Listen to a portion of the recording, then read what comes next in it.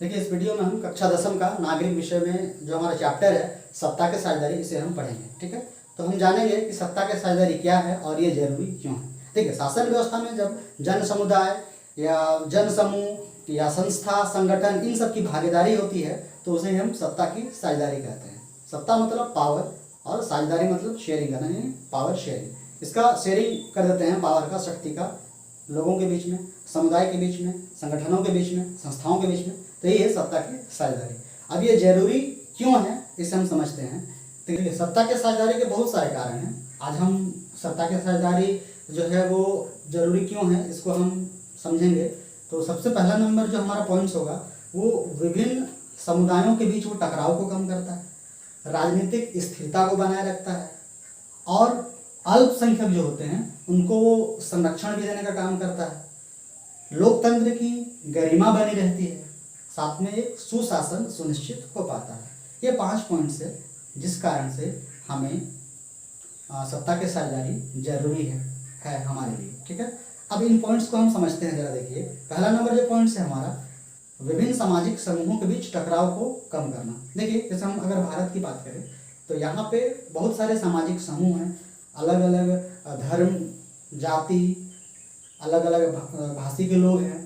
तो इनके बीच टकराव हो जाना स्वाभाविक है, कभी भी किसी भी कारणवश टकराव हो सकता है। तो ऐसा ना हो इसके लिए सत्ता में साझेदारी की गई है, मतलब सत्ता में उनको भी हिस्सा दिया गया है, उनको भी अधिकार दिया गया है। तो इससे क्या होता है, जो टकराव होने की जो स्थिति होती है वो नहीं होती है। और यही कारण है कि भारत में इतनी विविधता के बावजूद भी यहाँ पर वैसी स्थिति नहीं पनपती है।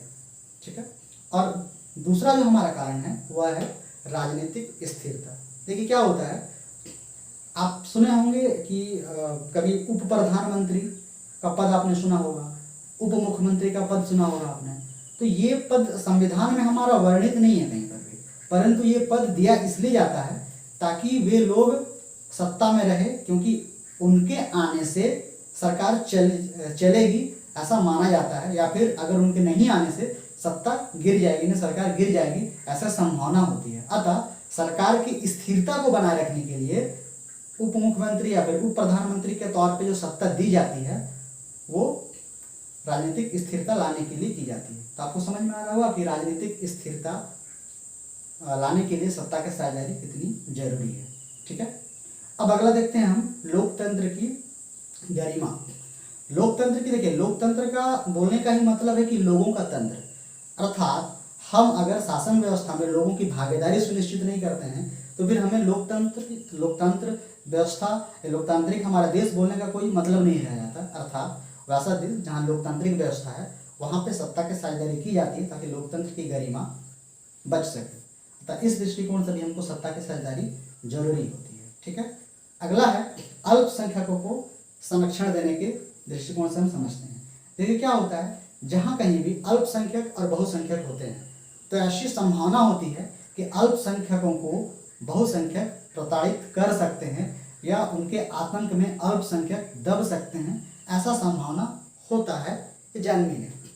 तो ऐसी परिस्थितियों से अल्पसंख्यकों को बचाया जा सके इसीलिए सत्ता की साझेदारी की जाती है। वो कैसे, देखिए, जो अल्पसंख्यक होते हैं उनको भी सत्ता, भले वो अल्पसंख्यक हो लेकिन सत्ता में उनका स्थान दिया जाता है ताकि वो अपने अधिकारों की रक्षा कर सके, अपने लोगों की मांगों की पूर्ति कर सके, उनको संरक्षण दे सके, अपनी आवाज़ उठा सके। इसलिए तो इस आधार पर सत्ता की साझेदारी जरूरी है।